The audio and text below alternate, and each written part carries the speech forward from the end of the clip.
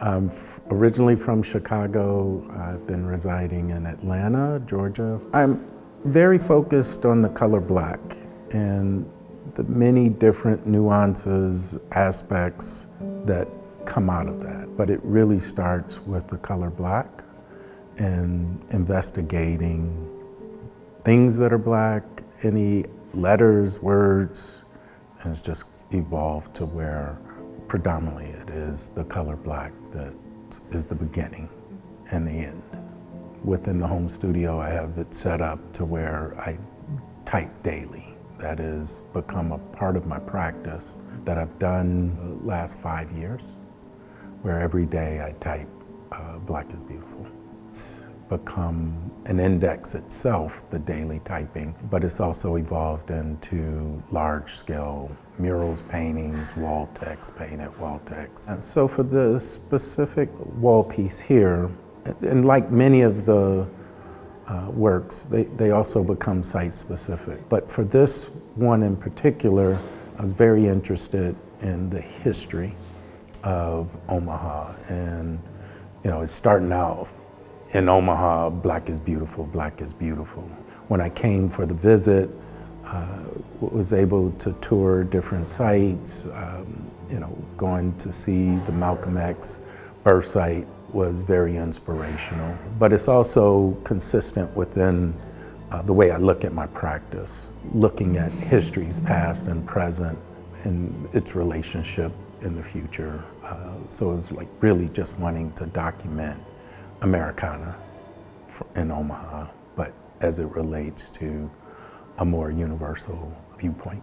The paintings have always been a part of my practice, but with these specific works, these are painted burlap. Once again, the colors, black paint colors. I use commercial paint colors basically for their names. So Black of Night is an actual name of a paint color. New black, very black, almost black. Those paintings came out of wanting to look at site-specific space, but also not having a firm rigidity of stretch canvas.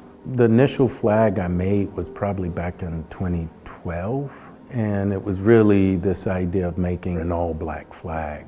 For this specific installation, once again, being inspired by being here in Omaha, I was very interested in the idea of Malcolm X's birthplace, but also the significance of Betty Shabazz, his wife, and wanting to, first time bringing two flags like of this scale into the same space. The flag representing specific histories, tying it into the past, and as it relates to the present. So with the 7-channel video, really was interested in how to utilize that space. Over the course of time, the works evolved, the concepts behind it evolved, but it was really that space that, for me, dictated the desire to want to create the 7 channels to fill each of those walls and to be surrounded by just this repetition of what the exhibition is. There's a lot of different little things in there that I don't normally discuss, but I like for people to, if they get it, they get it. If they don't, they don't. But it allows you to just be engaged with either as a group, collectively, or individually. A lot of the images and source material for my videos are appropriated with the intent of making something new out of something old. In this particular one, Black Prairie Septet, it was really this idea of jazz.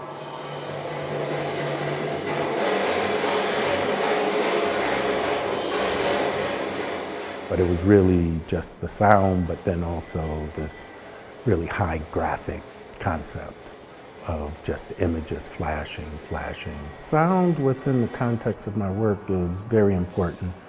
Early on, I asked this question, if the color black had a sound, what would it sound like? Within sound, which is most times a part of video, is that concept. So if you have, say, a Nina Simone singing Black is the Color, within the context of this work, there's 36 black keys. What does that sound like?